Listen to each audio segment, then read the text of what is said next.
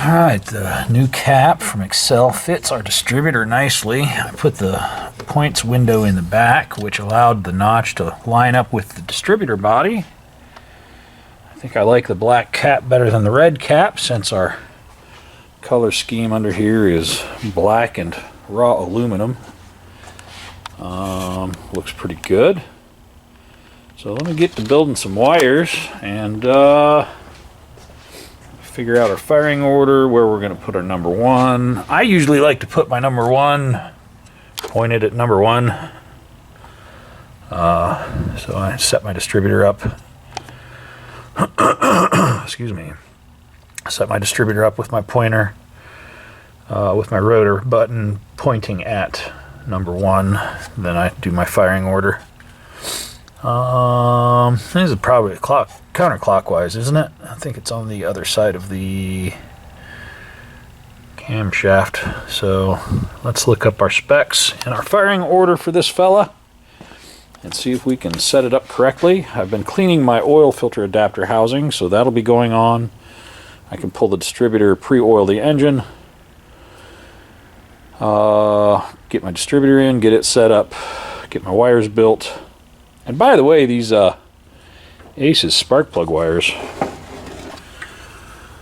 they have I'm going to guess a ceramic coated plug boot. And these are the 135 degree boot style, which work really well with these headers. It gives me some nice gap between the header tube and the plug wire. So I think these are going to work out really nicely. ACES Pro Series. Pretty cool bits. We actually got the ACES coil as well. I got to figure out where I put it. And I'm going to put it right back here. It actually plugs into the ACES fuel injection harness. And if I mount it right here, I'll just have a short coil wire.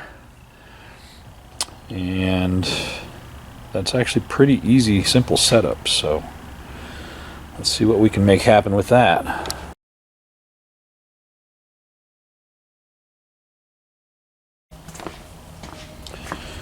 Well, it appears to be the same as Chevrolet firing order 184365772, and it is clockwise rotation. So let's pull this distributor out so we can pre-oil our engine.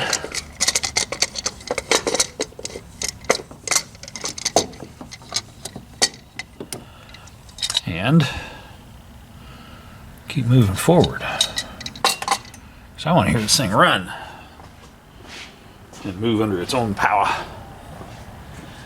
And that time is coming, but there's still a lot of work to get done. Ooh, smacked myself in the face. Well, I gotta say, I'm really pretty happy with these plug wires. Making plug wires is a tedious job, but it lets you loom stuff in a nice way.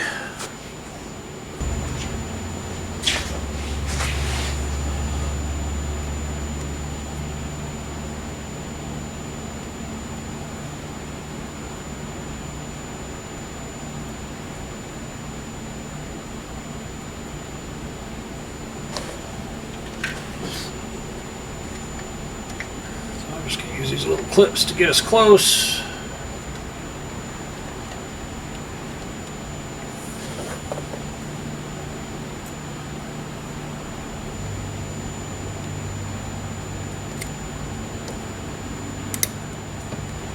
You have a really good pair of side cuts to cut these, which is not this pair, even though these are Matcos. You can already see through the jaws of those cutters. That's kind of sad. Where did my crimpers go? I was just doing this for a bit. I stepped away for a few minutes. So you want about a 3/4 of an inch opening. I like to trim the extra fur back a little bit. Make sure there's no extra stuff on there.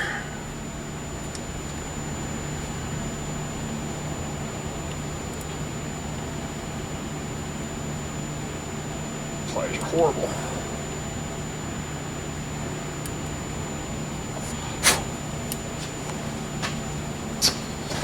Put a little lubricant on my boot. Normally I would put dielectric grease on it, but I am fresh out of that.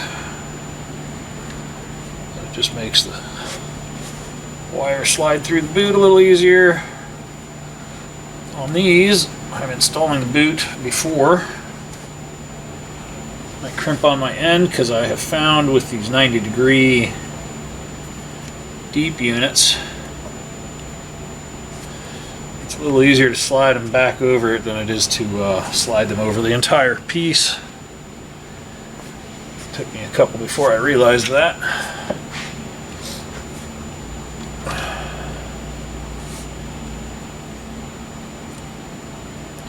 So then you bend your center fire back. And I like to have it go all the way through the connector like so. And then set my pliers down again. That was dumb. Set it down right in front of me.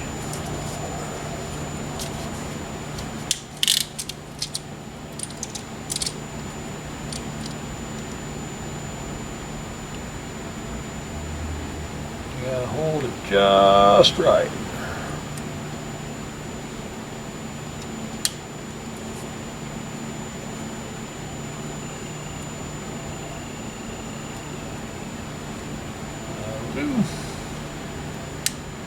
Crimp it away. I actually have started turning it over and giving it an additional crimp.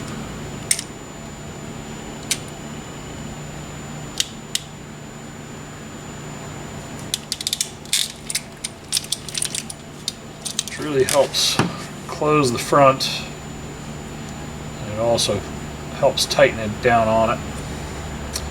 Then you just pull your boot back over it.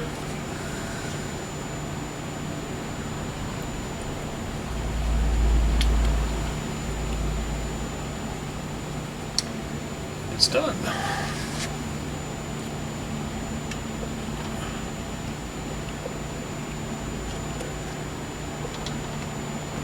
So, plug wires are made. I need to find my coil.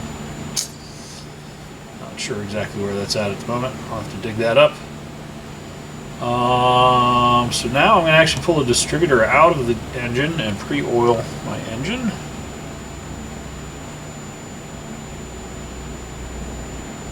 Then we'll get back to hoses and wrap up my electrical under the dash. I guess will be the next thing.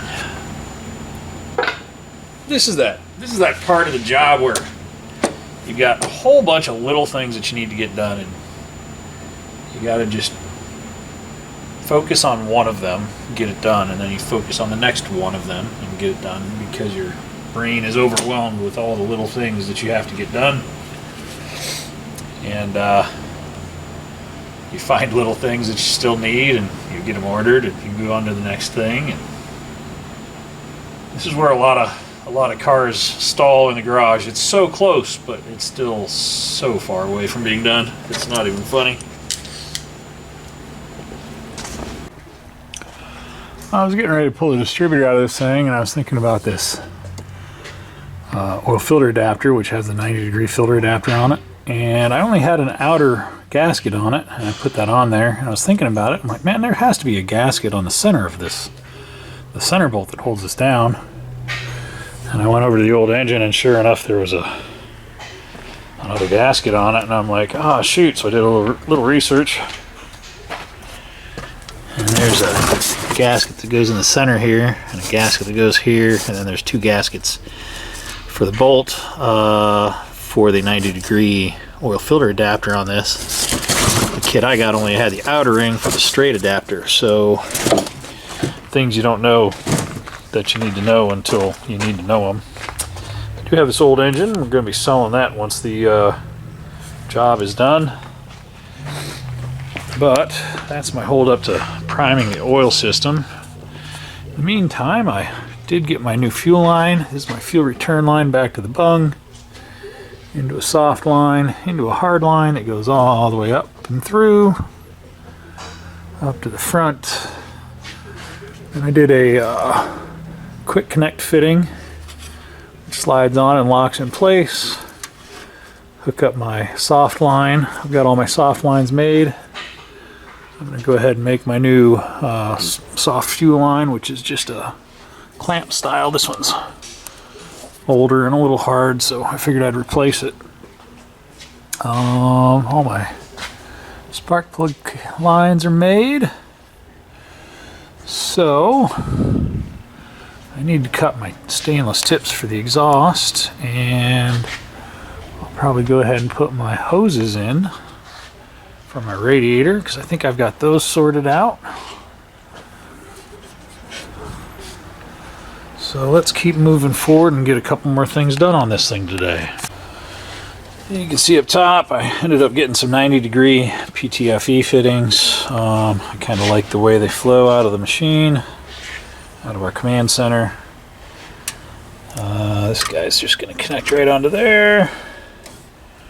Everything kind of flows nicely. This one comes up. I'm actually going to put a strap right across there to hold that guy solid. That way I don't get a rub through on the line there. I need to look into a way to pressure test these. I think that would be a good idea to pressure test these before installing them on the car. That way I don't find out I built them wrong because by blowing fuel or power steering fluid all over the place. But I like the way the lines turn out looking. They look pretty good. This one, I don't know if I'll be able to get it off. This one just unscrews. It's actually a pretty cool little piece.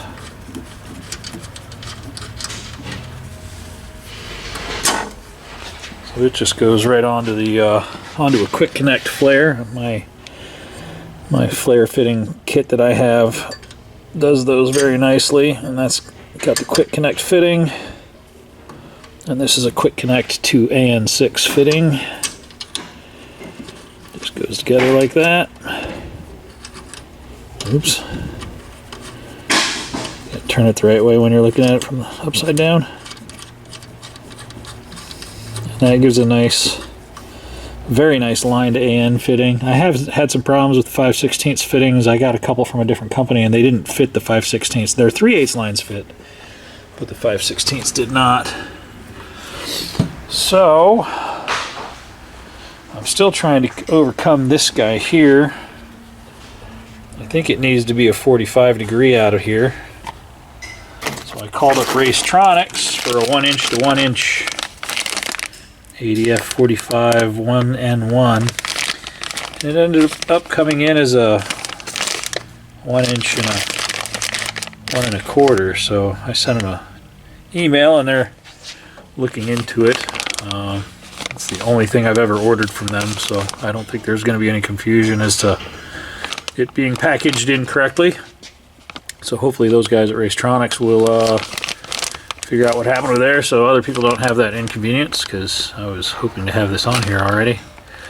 Unfortunately, it looks like I'm going to have to trim that a little bit to get it to go on. So I think it's going to hit the timing cover, so it's an item that may need to be put on before the intake gets put on. But it should give me the angle I'm looking for. At least I think it will. It might be too much, actually. I might have to go up a little bit, which was fine. It'll be a lot better than the hard turn that I'm dealing with currently. End up something about like that. Yeah, we'll see. But it's definitely the wrong size. That's my luck, though. That's what I deal with every day.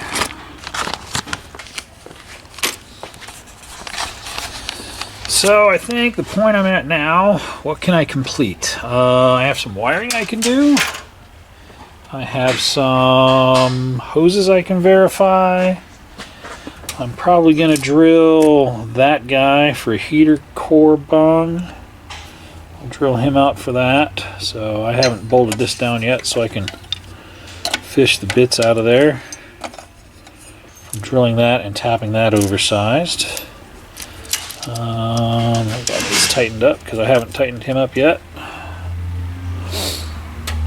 So making headway, moving along. I have to figure out a throttle cable for it, which shouldn't be too big of a deal.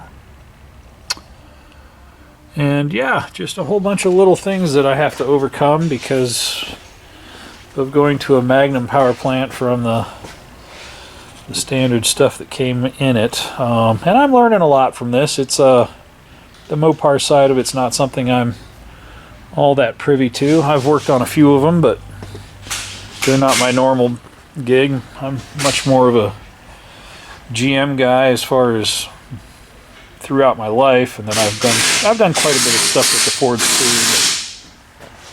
As far as the engines are concerned, done some big block Fords and a whole bunch of small block Fords. But we'll just keep plugging away and get it all figured out. I could probably go ahead and fill up my trans, just down to a bunch of little things.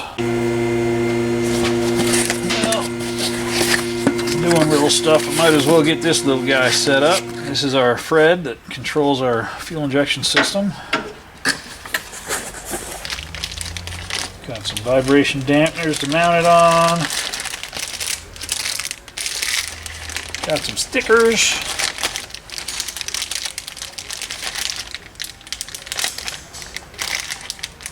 Data port, ACES. So I'm going to mount this probably on the passenger side firewall. Ultimately, this is going to be going to like a vintage air or a classic air heater and AC system, but that's in the next step on this. We're just trying to get it running and driving right now, so that he can enjoy it next summer, and then we'll get it in for the AC. Probably a brake upgrade, probably a rear axle upgrade, so those will be in the future. But I want to get all this stuff sorted out so that we can enjoy the car a little bit. Get this guy mounted up. I'm going to stick him underneath inside the engine bay. Sorry, I'm inside the passenger compartment. Thinking and talking, and I don't do that well. Alright guys, we're going to wrap this one up here. We've got a lot of battles left to do, but they're the small ones. As Rich mentioned, unfortunately that's where a lot of projects stall and die and end up sitting around, is all this little stuff. Figuring out a solution as far as where we're going to mount this brand new spiffy ACES ignition coil, where we want to set that thing and how we want to mount it. Got a few more things that we got to resolve, and we're waiting on some parts at this point in time. So we'll wrap this up here, and then should be getting other parts, I believe, here in the next day or so. And then hopefully we're ready to fire it next week, as long as all the parts show up and they're the correct parts. Would love to see this thing fired up and running before Christmas. And if that's possible, good, we'll bring it to you. But we're close. We got a couple more things to do, and we'll get that done on the next episode. So thanks for being here. We truly do appreciate you. Thank you very much for all of the support on the projects that we work on, all the channel stuff that we've been doing. It's been great to see where the channel has been the last year, and thank you very much for the interest in us as a shop and what you guys bring to us for us to work on. We truly do appreciate that. We'll see you on the next one. Like, comment, subscribe, all that stuff. We'll see you later. Bye-bye.